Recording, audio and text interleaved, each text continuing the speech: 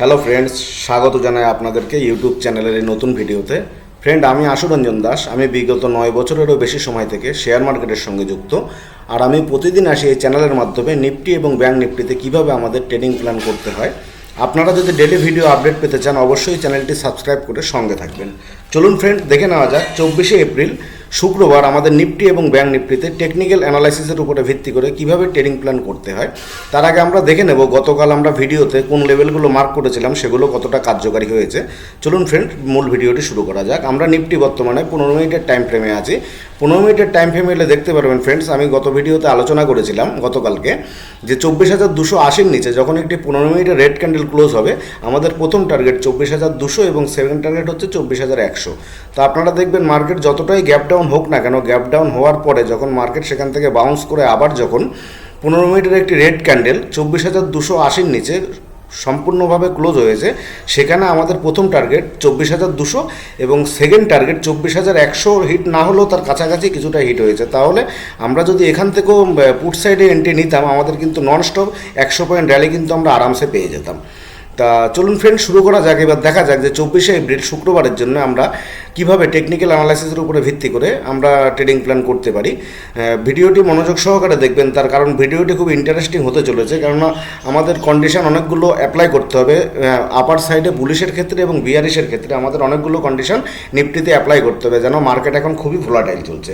তাহলে আমরা আগে সম্পূর্ণভাবে আলোচনা করব যে নিফটি আমরা বুলিশ কখন হবো। আগে বুলিশ সেটটা আলোচনা করে নিই। নিফটি আমরা বুলিশ তখনই হতে পারি নিফটি যদি 24,000 ধরুন, মার্কেট সামান্য গ্যাপ ডাউন হয়ে নিফটি 24,240-এর ওপরে 15 মিনিটের একটি স্ট্রং গ্রিন ক্যান্ডেল ক্লোজ হয়েছে।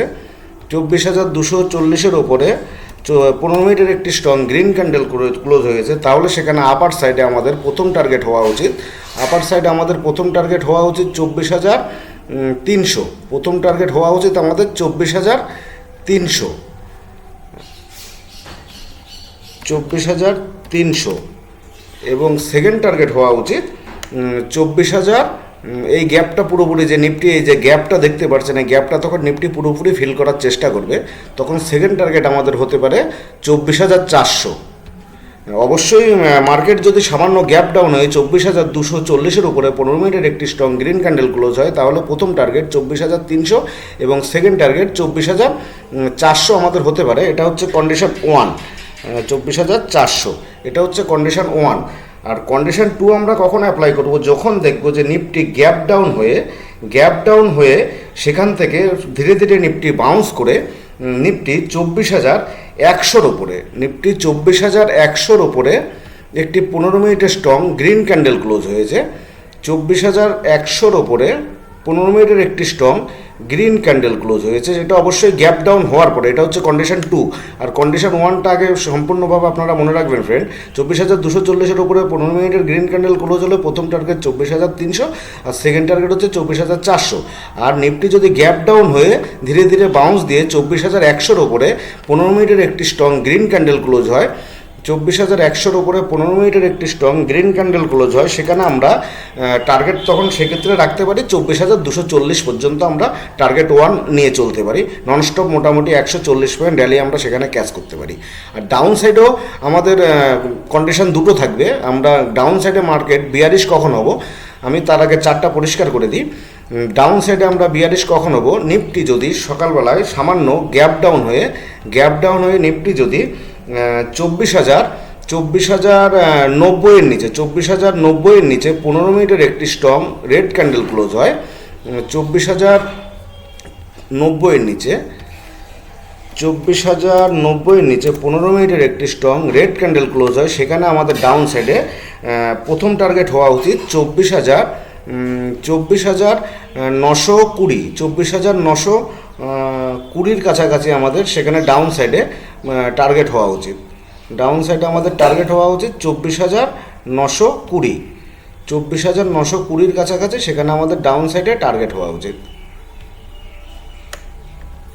24,920।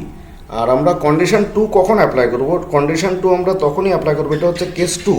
মার্কেট যদি গ্যাপ আপ হয়ে, এটা হচ্ছে কন্ডিশন 1, 24,090 এর নিচে 15 মিনিটের একটি স্ট্রং রেড ক্যান্ডেল ক্লোজ হলো, তখন 24,090 এর নিচে 15 মিনিটের স্ট্রং রেড ক্যান্ডেল ক্লোজ হলো 24,920, এটা হচ্ছে কন্ডিশন 1। আর কন্ডিশন 2 আমরা কখন অ্যাপ্লাই করব? মার্কেট যদি খুব বেশি গ্যাপ আপ হয়ে যদি 24,000 সামান্য গ্যাপ আপ হয়ে নিফটি যদি 24,200 নিচে যদি একটি 15 মিনিটের স্ট্রং রেড ক্যান্ডেল ক্লোজ হয় 24,200, অবশ্যই 15 মিনিটের রেড ক্যান্ডেল ক্লোজ হওয়া বাধ্যতামূলক। তাহলে 24,200 নিচে যদি 15 মিনিটের একটি স্ট্রং রেড ক্যান্ডেল ক্লোজ হয়, সেখানে আমরা ডাউন সাইডে টার্গেট আশা করতে পারি। প্রথম টার্গেট 24,090 এবং সেকেন্ড টার্গেট আশা করতে পারি 24,920। অবশ্যই আপনাদের ক্রিটিক্যাল লাগলো সাপোর্ট এবং রেজিস্ট্যান্স জোনগুলো আমি ভালোভাবে বোঝার জন্য ভালোভাবে বুঝিয়ে বলেছি। আপনারা এগুলো লক্ষ্য করলে অবশ্যই মুভ ভালো ক্যাপচার করতে পারবেন, সেটা আপ সাইড হোক এবং ডাউন সাইড হোক। মার্কেট এখন ভোলাটিলি, যার দরুন আমাদের সাপোর্ট এবং রেজিস্ট্যান্স জোনগুলো খুব সাবধানের সহিত মার্ক করতে হচ্ছে। তাহলে ডাউন সাইডে আমাদের কন্ডিশন দুটো থাকছে কী করে? 24,090 এর নিচে যদি 15 মিনিটের স্ট্রং রেড ক্যান্ডেল ক্লোজ হয়, তাহলে সেখানে টার্গেট থাকছে 24,920। আর যদি মার্কেট গ্যাপ আপ হওয়ার পরে সেখান থেকে মার্কেট যদি নিচের দিকে নামতে শুরু করে, তাহলে 24,200 নিচে 15 মিনিটের একটি স্ট্রং রেড ক্যান্ডেল যদি ক্লোজ করে, সেখানে আমাদের ডাউন সাইডের প্রথম টার্গেট হবে 24,090 এবং সেকেন্ড টার্গেট হবে 24,920। অবশ্যই ট্রেড নেওয়ার আগে স্টপ লস বাধ্যতামূলক। আমি আগের ভিডিওতে আলোচনা করেছিলাম 15 মিনিটের সেই যে গ্রিন ক্যান্ডেল আপার সাইডে যে 15 মিনিটের সর্বোচ্চ গ্রিন ক্যান্ডেল ক্লোজ হবে তার সর্বনিম্ন স্টপ লস, এবং ডাউন সাইডে যে 15 মিনিটের রেড ক্যান্ডেল ক্লোজ হবে তার সর্বোচ্চ হাই হচ্ছে স্টপ লস বাধ্যতামূলক। চলুন ফ্রেন্ডস, দেখে নেওয়া যাক ব্যাংক নিফটিতে আমাদের টেকনিক্যাল অ্যানালাইসিসের উপরে ভিত্তি করে 24শে এপ্রিল শুক্রবারের জন্য ট্রেডিং সেট আপ কীভাবে করতে হবে। তা ব্যাংক নিফটিতে আমরা এখন 15 মিনিটের চার্টে চলে এসেছি। তা ব্যাংক নিফটিতে 15 মিনিটের চার্টে আসলে লক্ষ্য করলে দেখতে পারবেন ব্যাংক নিফটি কিন্তু বর্তমানে একটি ডাউন ট্রেন্ড ফেস করছে। তা ডাউন ট্রেন্ডের ক্ষেত্রে আমরা ব্যাংক নিফটি বুলিশ কখন হতে পারি? ব্যাংক নিফটি আমরা বুলিশ হতে পারি তখনই যদি 56,500 ওপরে 56,500 ওপরে 56,500 ওপরে যদি 15 মিনিটের একটি স্ট্রং গ্রিন ক্যান্ডেল ক্লোজ হয়, সেখানে আপার সাইডে ব্যাংক নিফটিতে আমাদের টার্গেট হওয়া উচিত 56,650, 150 পয়েন্ট। 56,650 আমাদের আপার সাইডে প্রথম টার্গেট হওয়া উচিত। আর আমরা বিয়ারিশ কখন হব? বিয়ারিশ তখনই হব যদি ব্যাংক নিফটি 56,000 নিচে যদি একটি 15 মিনিটের স্ট্রং রেড ক্যান্ডেল ক্লোজ হয়। 56,000 নিচে যদি 15 মিনিটের স্ট্রং রেড ক্যান্ডেল ক্লোজ হয়, সেখানে ডাউন সাইডে আমাদের টার্গেট হওয়া উচিত 200 পয়েন্ট, 55,800। 55,800 হচ্ছে গিয়ে আমাদের ডাউন সাইডে টার্গেট রাখা উচিত।